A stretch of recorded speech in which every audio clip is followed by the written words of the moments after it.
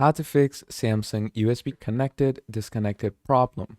Hello everyone, welcome back to another video. In this video we're going to be talking about fixing the Samsung USB connector connected or disconnected problem in the easiest way possible. So to start things off, what you're going to be doing is we're going to come over to this section over here, which is your dashboard obviously, and you're going to come over to search and we're going to go to device manager. Okay, now obviously if you connect an external USB, that might or might not come over here, but in the case that it comes over here, it's probably going to be in external software devices or software components. Okay, and once you see it over here, it's probably going to be in the universal series bus controllers. Now as you can see, I have all these different generic USB hubs. Now in the case that you can see the USB connector over here, what you're going to do is you're going to right click on it, and first of all you're going to update the drivers. Okay, you're going to make sure the drivers are updated, and if you update the drivers and it's already updated, then you're also going to make sure to uninstall the device and reinstall it again by plugging it back in, and it's going to reinstall the drivers for it.